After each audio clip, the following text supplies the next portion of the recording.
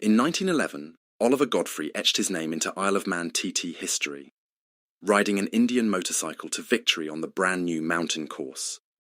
But just a few years later, he'd be trading the roar of the engine for the roar of a biplane over the Western Front. From TT champion to Royal Flying Corps pilot, Godfrey's story doesn't end at the checkered flag. It carries him into the skies, where he would come face to face with one of the most feared flying aces in history, the Red Baron.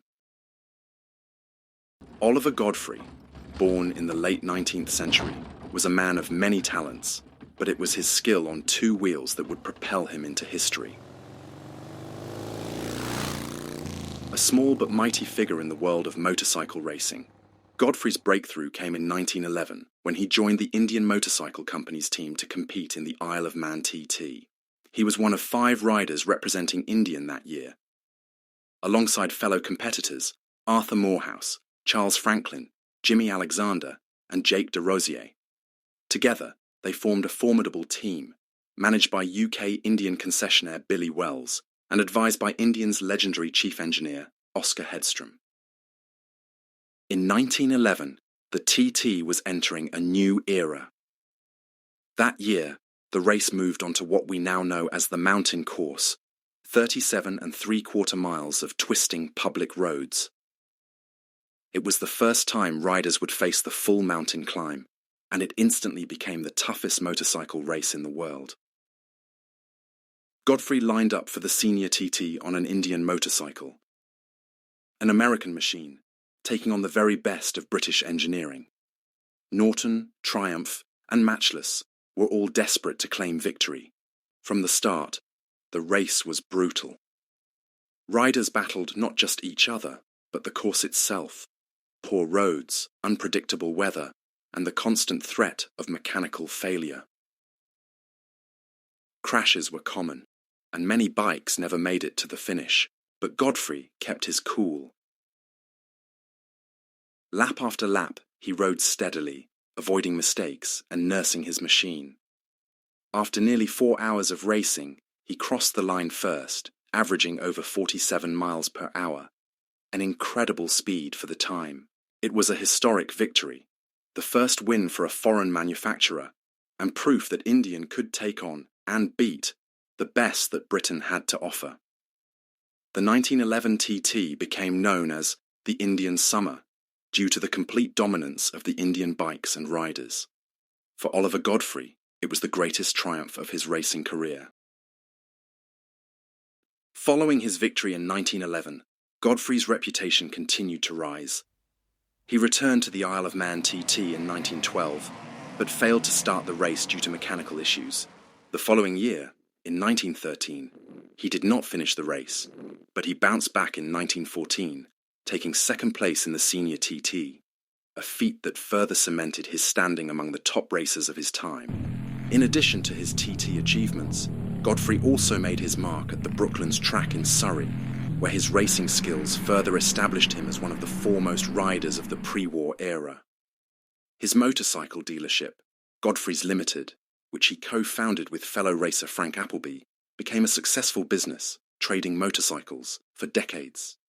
Oliver Godfrey's TT win in 1911 had made him a household name in racing circles. He'd proven himself on the most dangerous course in the world. But just 3 years later, everything changed. When the First World War broke out in 1914, Godfrey, like many of his contemporaries, felt the pull to serve his country. He enlisted in the Royal Flying Corps and, after rigorous training, earned his Royal Aero Club Aviator's certificate in January 1916. By the time he joined 27 Squadron, the squadron had already arrived in France and was based in the Somme Valley. The unit was equipped with the Martinsyde G-100, nicknamed the Elephant, a large, slow-moving aircraft primarily used for bombing and reconnaissance missions.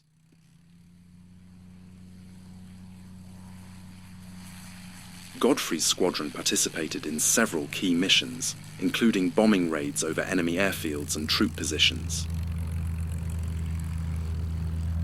During the summer of 1916, when the RFC had a relative advantage in the skies, Godfrey flew numerous successful reconnaissance missions over Cambrai, Bapaume, and Douai. But by late September, the situation had changed. With the Battle of the Somme well underway, new German hunter squadrons had emerged, led by Germany's top ace, Oswald Boelcke, and his star pupil, the Red Baron Manfred von Richthofen.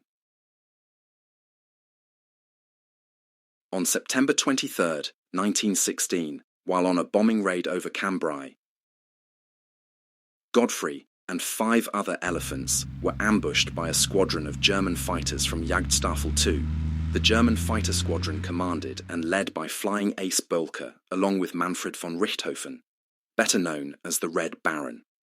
The ensuing dogfight saw 2 Martinsides, including Godfrey's, shot down. Godfrey's plane was likely downed by German ace Hans Reimann, who was killed in the same engagement.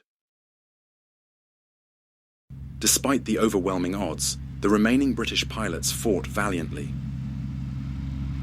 One, Lieutenant L.F. Forbes, even rammed his aircraft into an enemy plane, downing his attacker before crashing himself.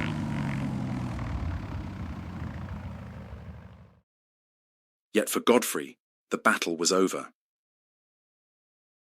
The exact fate of his body remains unknown. But his name is commemorated at the Point du Jour military cemetery in Athies, near Arras, a somber reminder of the heavy price paid in the skies above the Western Front. For these pilots, survival was never guaranteed. Godfrey's flying career was short, but it carried him through some of the most dangerous months of the war. He was just 29 years old when he lost his life in combat over the Western Front. He was one of 252 aircrewmen and pilots lost during the 1916 aerial campaign. Godfrey was one of many sportsmen of his generation who were shipped off to war on behalf of the Empire and who paid the ultimate price. On the Isle of Man, his name endures as the first senior TT winner of the mountain course, a reminder of the sport's earliest trailblazers. And in the history of the Royal Flying Corps, he remains part of that generation of pilots who helped shape the future of aviation in the crucible of war.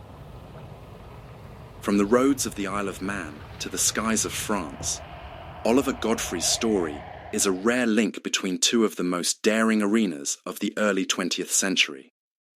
He was part of the pioneering spirit that defined early motorsports and aviation, a man who straddled 2 eras of technological advancement. Aerial combat faced by Godfrey and the British against German fighter units was daring and revolutionary, operating fragile biplanes in a war where survival depended on skill, training, and mechanical reliability. Though his life ended at just 29, Godfrey's story remains a testament to a generation of men who endured the most difficult of times, showing courage in the face of death during the First World War.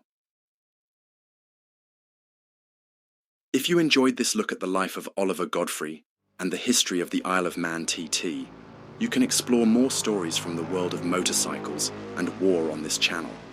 Subscribe for more historical features, and give this video a like to support the channel.